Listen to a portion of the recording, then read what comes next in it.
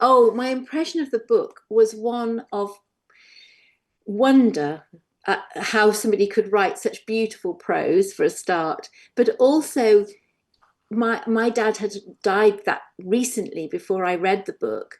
And Oh, so really? it really spoke to me in a very, very profound way. I could relate to what Helen was going through, and I could relate to the darkness. I could relate to her running around trying to madly train a goshawk to try and shield herself from that grief. And Mm, actually, I found it profoundly moving, mm. as well as being very exciting to read. It's a very exciting book in lots of places. You're with, it's very immediate and very vivid. And when you're on those hunts with Helen in the book, you're really there in a kind of visceral way. So Mm. I felt that was a very exciting thing to put into a film.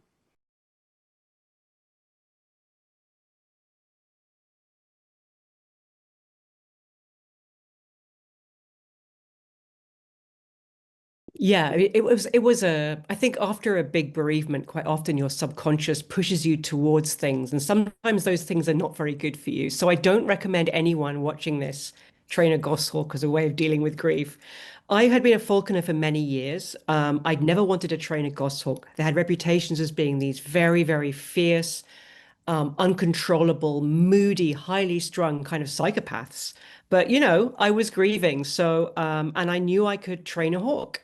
I knew it would be hard, and I already knew I couldn't tame grief. Right? You can't train grief. Grief is uncontrollable. So I decided that a hawk would be this deep distraction, and it was. I basically withdrew from the world and trained this hawk and lived with her. And what the book and the film show is that you can identify too closely with a hawk. You can get lost in the natural world. Nature can, it can heal you, but if you get too lost in it, it can be very destructive. And I cut myself off from my friends and my loved ones, and I became more than half hawk. And the film really traces this journey of getting lost and then finding a way home again. So rather than it being really about a person and a bird, I think in some ways it's more mythical. It's about a sort of trip to the underworld and back. And I think Philippa's film and Claire's astonishing performance really communicates this.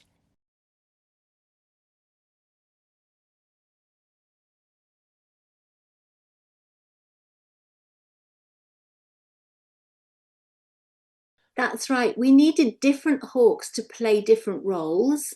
So we had an amazing hawk trainer called Lloyd Buck, who makes a lot of the natural history films with David Attenborough and those kind of things. He knows a lot about falconry and a lot about goshawks. So he helped train Claire to become a falconer.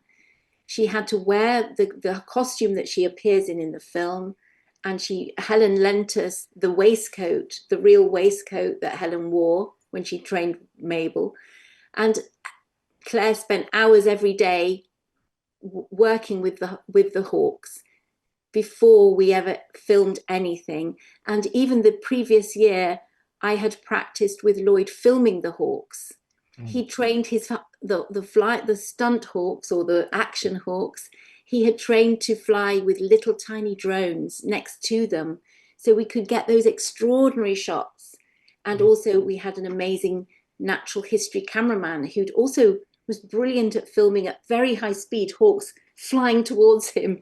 So we did a lot of preparation, yes, and Mhm. we had to, because everything had to be, all the filming had to be done around the hawks. Mm. Well, they told me to wrap it up, even though I wanted to ask more question about the Helen, but unfortunately I don't have enough time for that. So yeah, thank It's you so much for your time, Helen Thank you. and Philippa. I had a good time talking to you. Have a It's been great lovely. Thank you Lovely to meet very you. Take much, care. Edward. Bye bye, Thank Deborah. you. Bye. day. Bye.